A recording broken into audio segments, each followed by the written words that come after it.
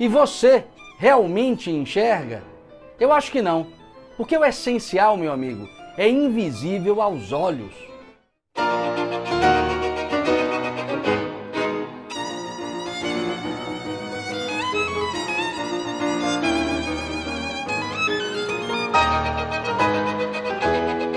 Abrindo a live de hoje, começo eu com uma passagem de uma música belíssima de Gilberto Gil, que por sinal, na semana passada, retrasada, fez 80 anos, esse grande gênio, essa figura linda de nossa Bahia, que numa música intitulada Tempo Rei, diz o seguinte, são dois pequenos trechos que eu vou trazer aqui como epígrafes para tratar do tema karma, a lei que te desmascara.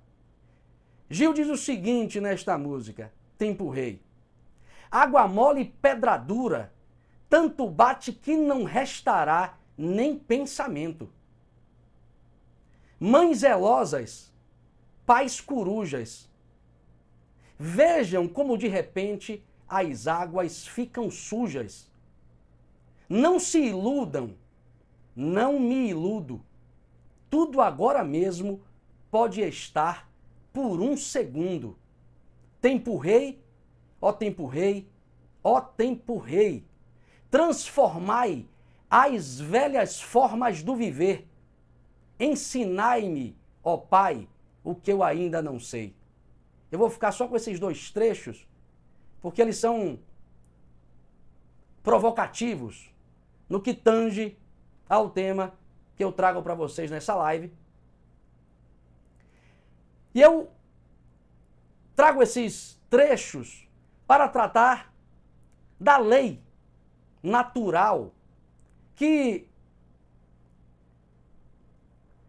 viajando sobre as nossas experiências cotidianas, que transitando na sucessão dos instantes de nossa vida, está sempre a corrigir as nossas ações, as minhas ações, as suas ações, está sempre a corrigir as ações humanas.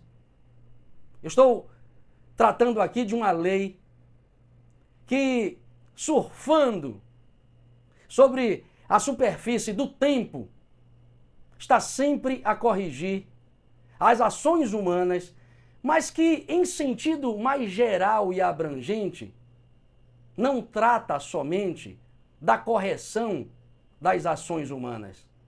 Trata de um princípio de equilíbrio que estabelece as regras, que estabelece os fundamentos, que estabelece as normativas das ações de tudo que existe manifestadamente. Porque tudo que existe sob a forma manifestada, tudo que existe sob a forma manifestada está em movimento. E tudo que está em movimento, entenda isso, oscila. Tudo que está em movimento oscila, tudo que está em movimento sobe e desce, tudo que está em movimento se expande e se contrai. Em suma, tudo que está em movimento se desequilibra naturalmente. Eu vou recapitular bem rapidamente, eu vou tratar da lei que regula as ações de tudo que existe, o que inclui as ações humanas. E este processo de regência, este princípio de equilíbrio, opera sobre todas as coisas, porque todas as coisas, por estarem em movimento, naturalmente se desequilibram. Então você aí já pode se situar como um destes seres, um destes caminhantes da vida, que naturalmente se desequilibra. E por isso sofre a ação desta lei, cujo nome, já disse, é lei do karma.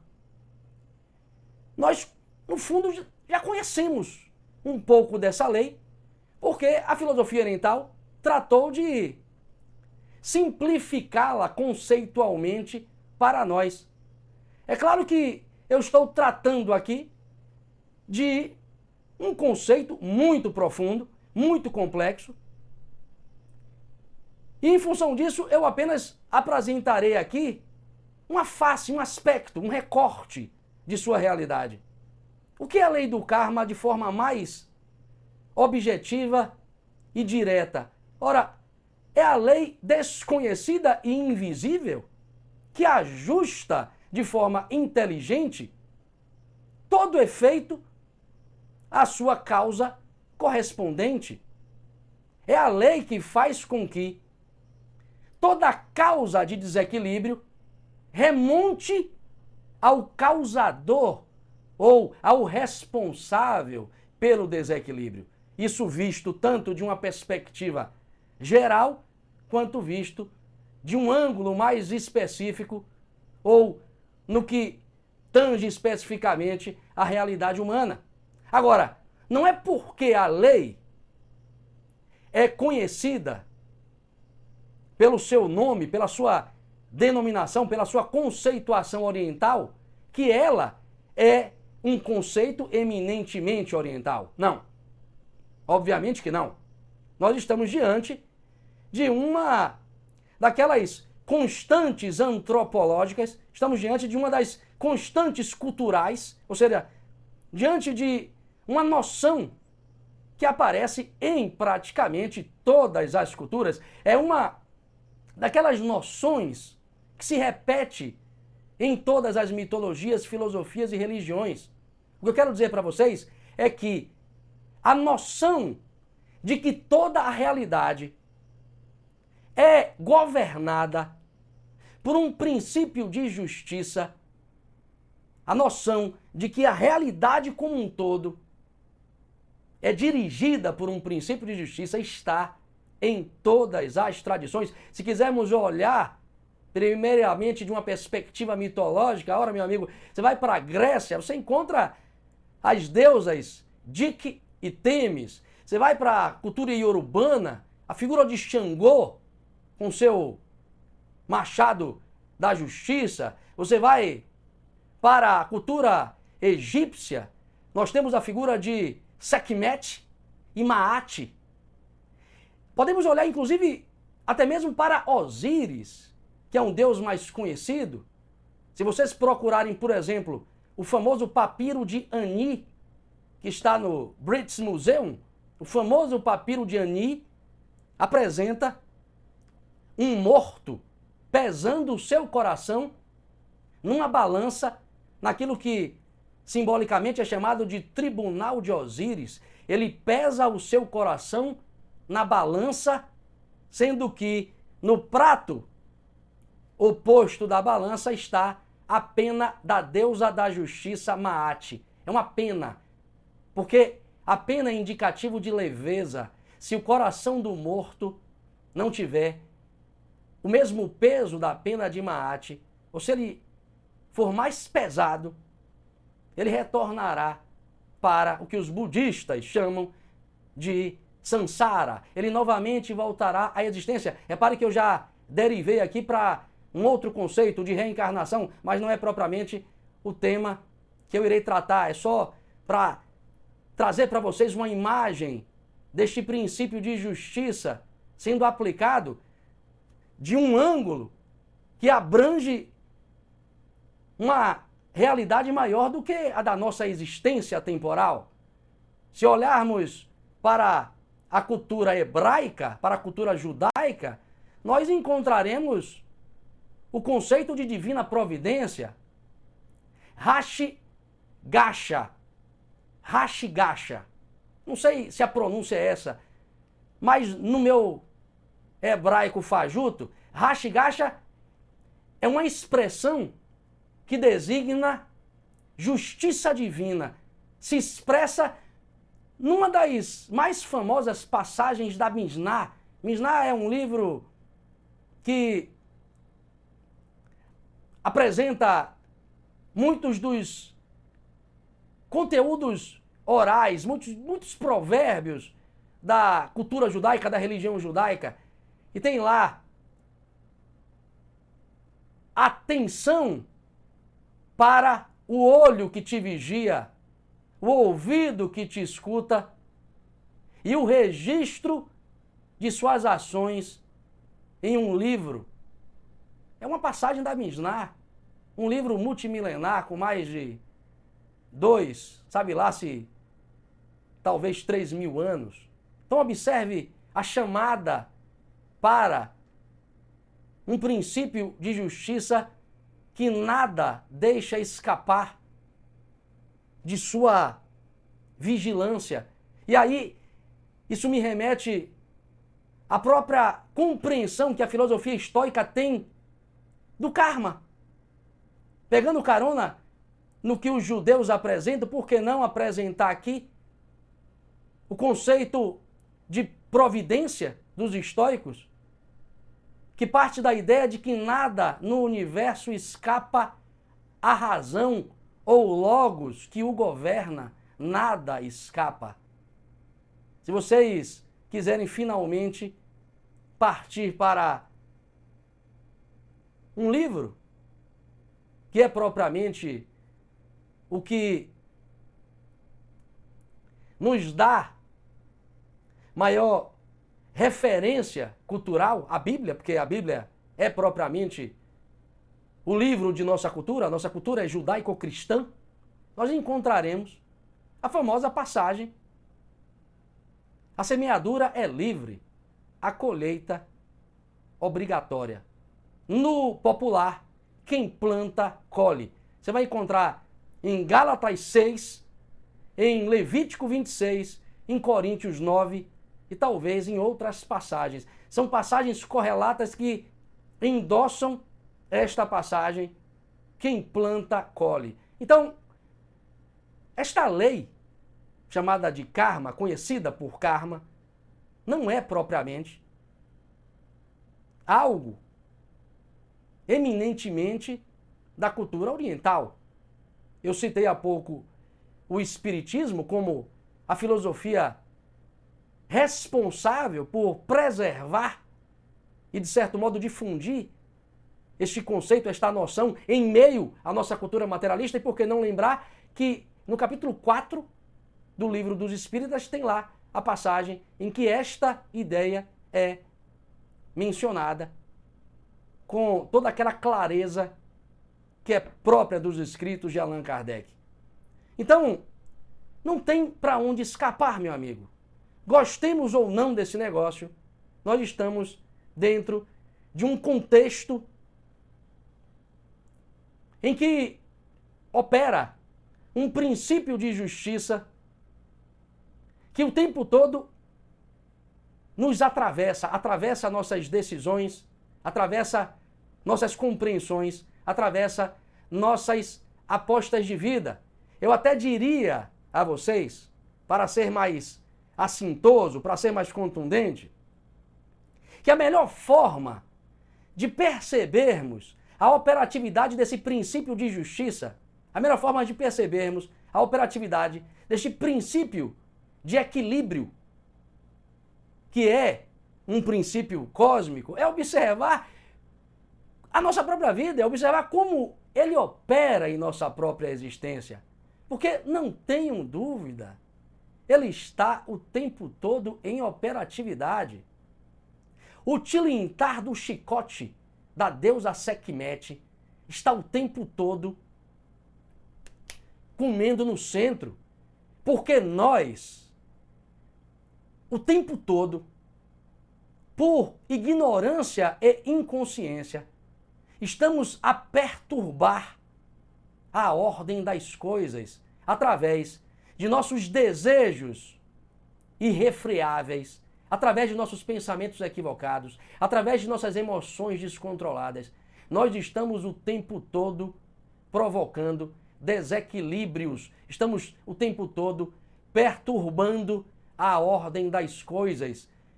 E nós nem notamos isso. Vou repetir: pensamentos, desejos, emoções e ações que produzimos cotidianamente perturbam a ordem cósmica dentro da qual nós nos encontramos inseridos, dentro da qual nossa vida se encontra inscrita e por isso mesmo, repito, o tilintar do chicote de Sekhmet está o tempo todo a nos provocar a perceber humildemente que nós somos covardes muitas vezes, fracos muitas vezes, a provocar que nós percebamos humildemente que nossa vida não é lá tão boa assim como a gente pensa, nos provocando a perceber que nós não somos donos da verdade porra nenhuma, que nós não somos sequer tão confiáveis como nós pensamos, que nós somos, ao contrário do outro, os caluniosos, os hipócritas, os vaidosos. O tilintar do chicote de Sekhmet está o tempo todo nos provocando a perceber que não é a tal sociedade que está contaminada pela imoralidade e pela corrupção, mas que nós somos a contaminação da própria sociedade. Porque somos nós os imorais, somos nós os corruptos, somos nós os agentes contaminadores de tudo isso. Só que eu falei, e prestem bem atenção, que o chicote de Sekhmet, porque o senhor insiste no chicote, professor? Meu amigo, a deusa Sekhmet tem um chicote na mão. É uma leoa, é uma mulher com cara de leoa, representação da deusa Sekhmet na cultura egípcia. É uma mulher com uma cara de leoa. Ela tem nas mãos um chicote, pelo menos nas suas representações mais arcaicas, ela tem um chicote na mão. E olha que coisa belíssima existe nessa simbologia. Ela tem em um dos seus olhos uma lágrima escorrendo. Ela tem nas mãos um chicote e nos olhos uma lágrima. Repare que é justamente um símbolo primoroso de justiça. Ou seja, a justiça da vida é assim. Ela nos chicoteia. Ela nos fere. Ela abre lanhos na nossa pele. E sofre quando o faz. Mas ela precisa fazer. Por isso chora. Então observe aí como uma simples imagem comunica muito do que nós vivemos na nossa própria vida.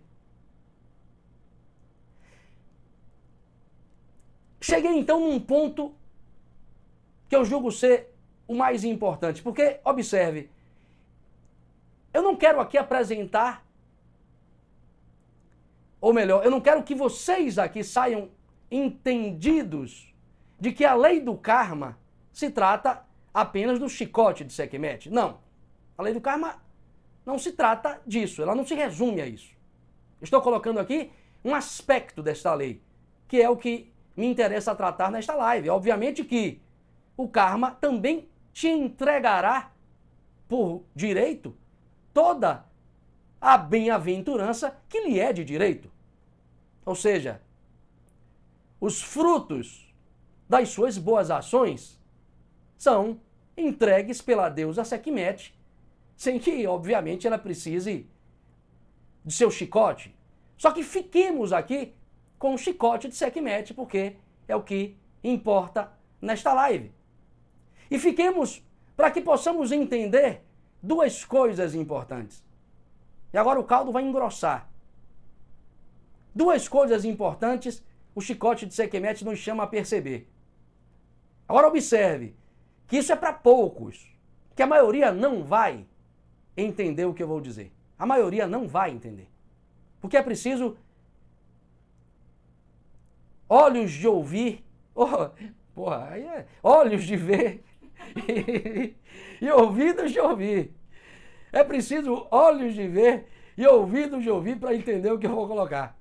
O que eu quero dizer para vocês, ficou engraçado agora, é que o mal que nós percebemos em nossa vida, todo o mal que percebemos em nossa vida, todo o mal que percebemos na vida das pessoas, tem um significado outro do ponto de vista da grande vida, que engloba nós e as pessoas com as quais nós nos relacionamos. O mal, por nós entendido como mal, tem um outro significado quando visto da perspectiva da vida que engloba, que abrange a minha vida, a sua vida e a vida das demais pessoas. Do ponto de vista da grande vida, o mal que lhe aflige não é um mal, meu amigo. É, isso sim, uma correção de rota, é um chamado de consciência, é um ajustamento de realidade. É preciso que a gente entenda isso. E é difícil entender isso porque a vida não é pedagógica como o professor Ronald tenta ser. Quando o bufete da vida vem, quando a porrada vem, quando a dor se instaura, a vida não liga pra gente, para nos comunicar, olha, isso se deve à articulação deste e daqueles atos que você produziu aqui, ali, nesta e em outras vidas. A vida não vai fazer isso. A gente vai precisar descobrir. Então, é preciso que a gente entenda o que eu vou dizer pela intuição. E é preciso que a gente então tenha olhos de ver e ouvidos de escutar para perceber que tudo acontece como deve acontecer, que tudo acontece da maneira melhor possível e no melhor dos mundos possíveis. Eu vou repetir. É preciso que a gente aprenda a olhar para as situações difíceis, embaraçosas, dolorosas que nós vivemos como situações que expressam o caminho de menor resistência para nós aprendermos o que precisamos aprender, porque estamos dentro de uma realidade mais sábia do que nós. Ou seja, tudo acontece como deve acontecer, tudo acontece da maneira melhor possível e no melhor dos mundos possíveis. Eu estou repetindo essa frase porque ela não é minha, ela é de um grande filósofo, talvez o maior filósofo do racionalismo moderno. Gottfried Leibniz, em sua obra Ensaios de Teodiceia, fala exatamente isso. Agora, se vocês quiserem isso que o Leibniz expõe de forma mais complexa, recorramos à obra da Providência do filósofo estoico Sêneca e não, por coincidência, encontraremos a mesma ideia, só que agora de forma mais palatável, mais objetiva, mais direta. O Sêneca, nesta obra, diz 3 coisas. Primeira delas, presta atenção. O desastre é a oportunidade da virtude. O desastre é a oportunidade da virtude. Segunda coisa que ele diz nessa obra, dentre tantas preciosidades, o que parece adversidade é, na verdade, o meio através do qual o homem exerce suas virtudes. Porque, diz o Sêneca, as calamidades não passam de desafios impostos aos homens de valor para que eles se fortaleçam. Terceira coisa, e talvez mais contundente, mais objetiva, ninguém é mais infeliz que o homem a quem nenhuma desgraça jamais tenha acontecido, porque este nunca pôde testar a si mesmo. Olha que frase, velho. Nós estamos diante de um dos maiores filósofos da história do Ocidente e do Oriente. Repare que isso tem a ver com a sua vida. O cara não está falando isso por suposição, meu amigo.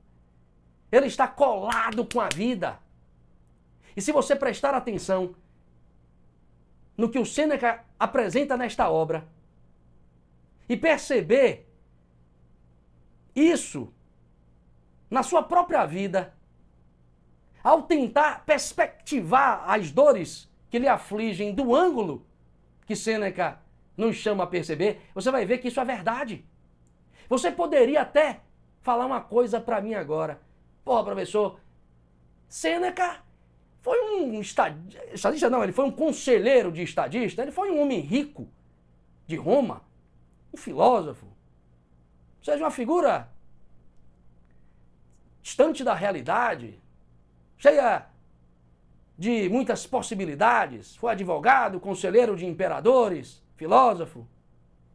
Só que você, meu amigo, aí pode me dizer isso porque não sabe da vida de Sêneca. Porque este filósofo que nos apresenta essas 3 pérolas viveu situações que qualquer um de nós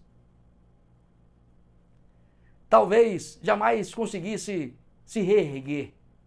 O Sêneca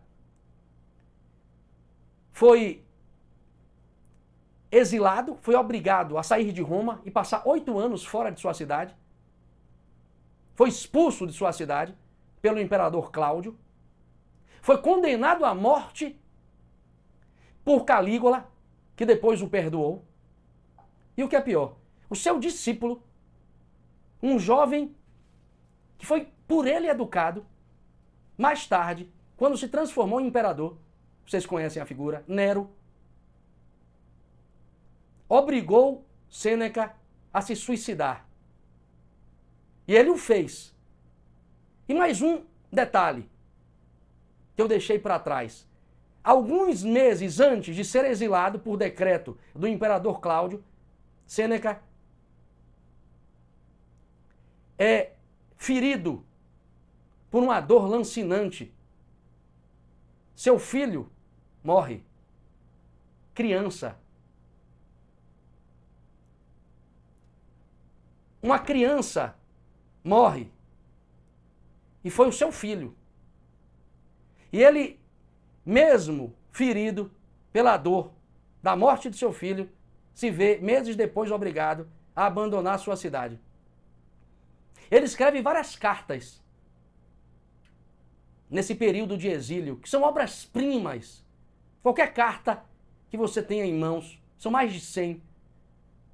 Você se inspira a viver e a ressignificar muitos de seus problemas. Então eu não estou falando de uma figura que viveu a vida de boas, como se fala aqui na Bahia. Não, meu amigo.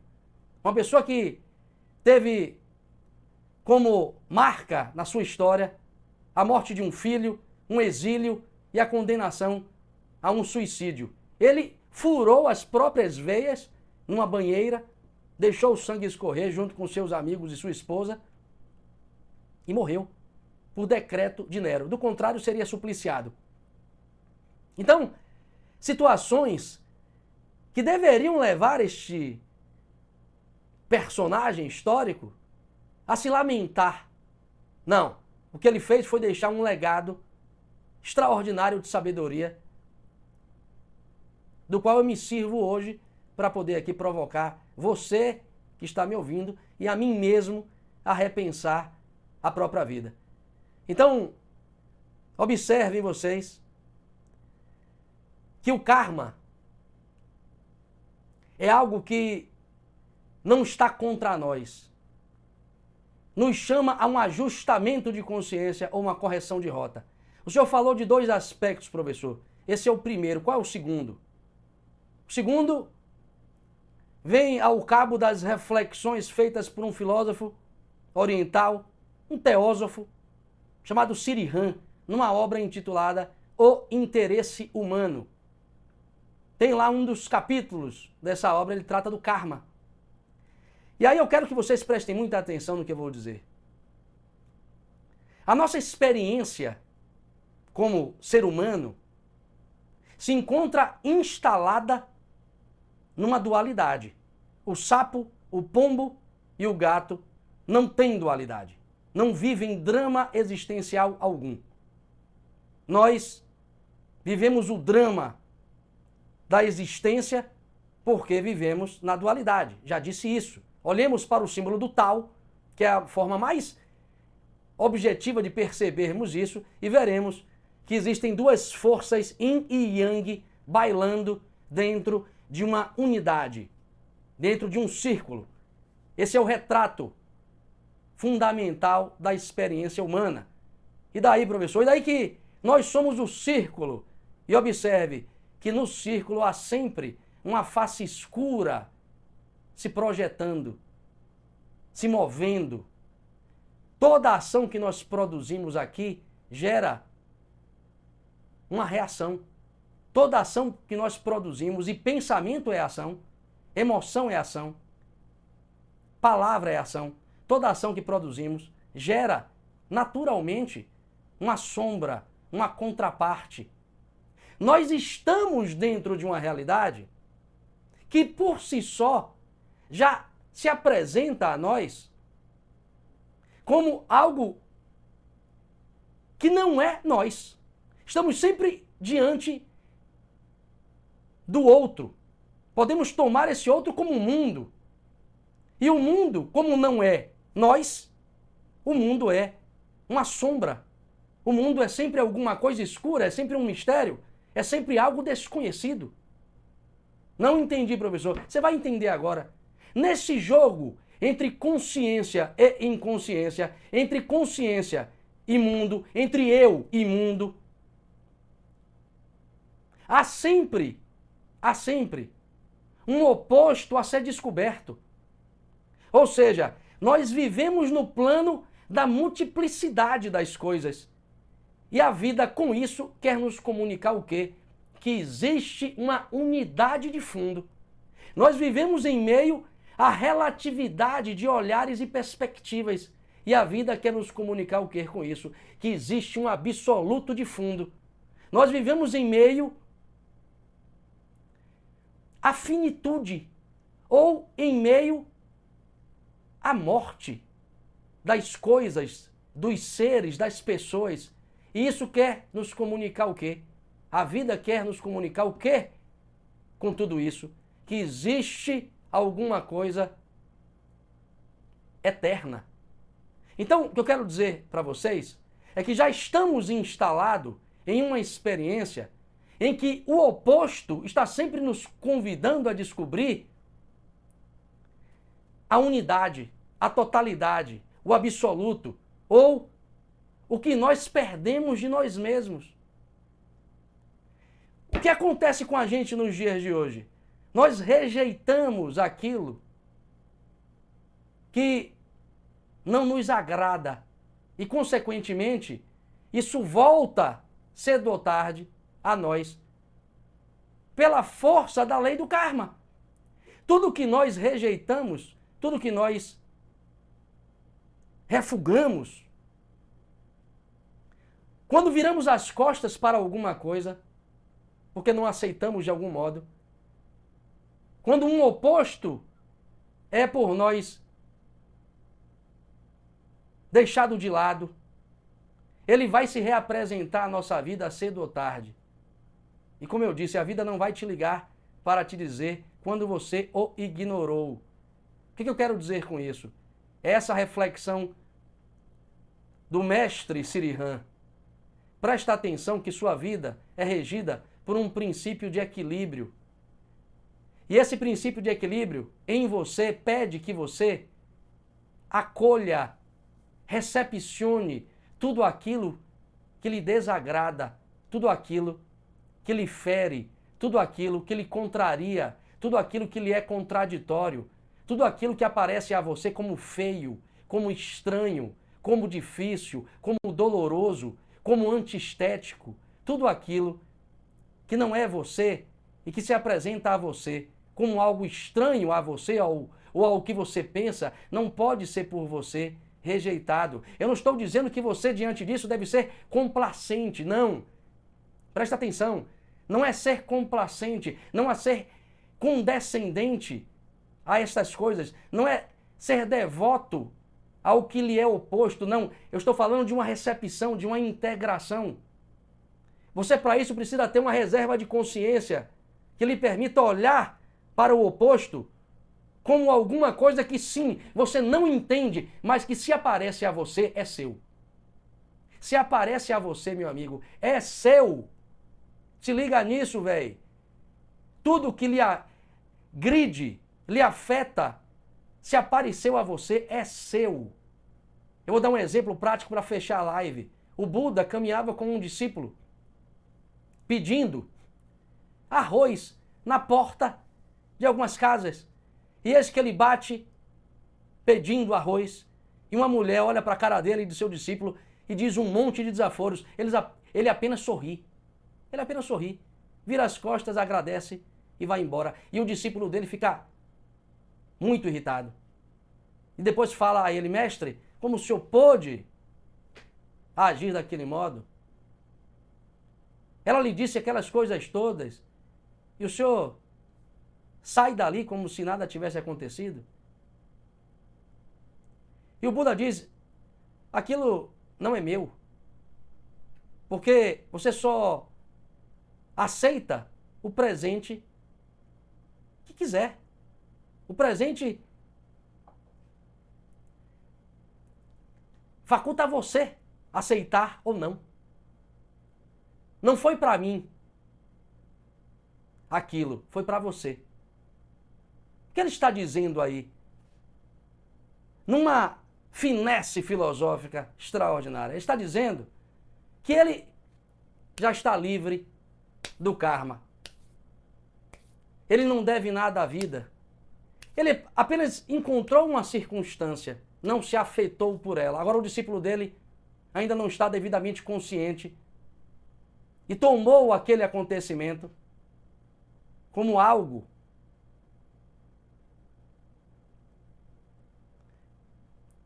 próprio, como alguma coisa que lhe pertencia. E é por isso que ele ficou atordoado, mesmo depois da situação ter acontecido.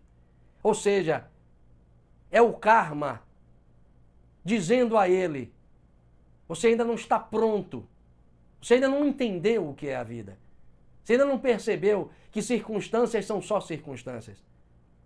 Elas passam, elas acontecem. Movimento, teatro da vida, palco girando, é só isso. É preciso que a gente entenda essas coisas, porque do contrário, a gente vai reagir e toda reação é mais uma ação que produzirá chamados de consciência da vida. Aprendamos a não nos afetar com os acontecimentos. Isso é difícil, sobretudo para nós.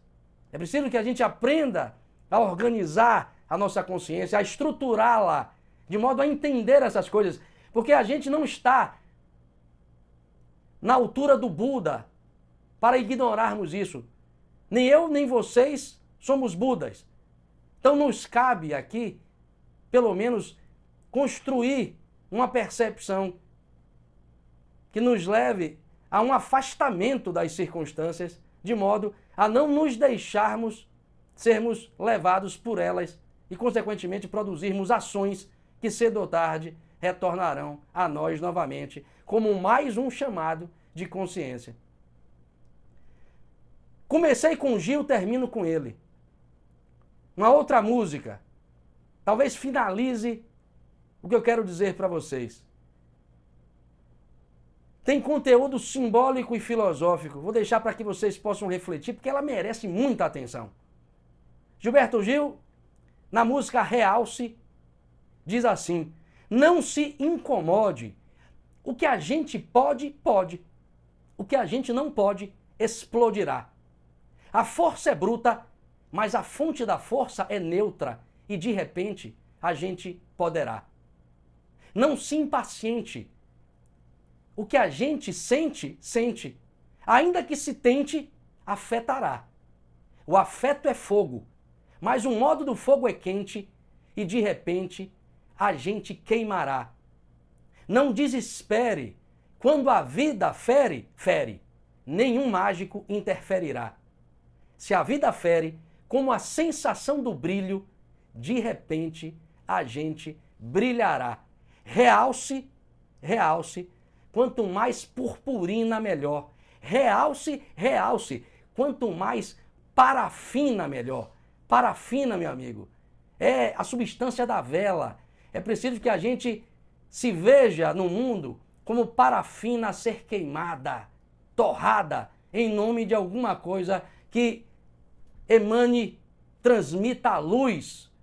Porque do contrário, meu amigo, o karma ou o chicote de Sekhmet irá, cedo ou tarde, nos pegar para nos chamar ao que vale viver no mundo. E o que vale viver no mundo é aquilo que está lá numa passagem bíblica.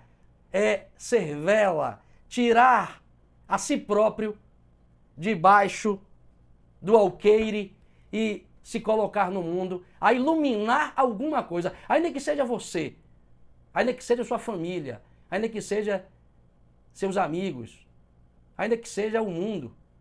Grato a todos, fiquem com Deus. Próximo domingo, espero vocês para mais uma live. Fui. Gostou desse vídeo? Então curta, inscreva-se agora e ative as notificações para não perder nenhuma reflexão filosófica. Te espero.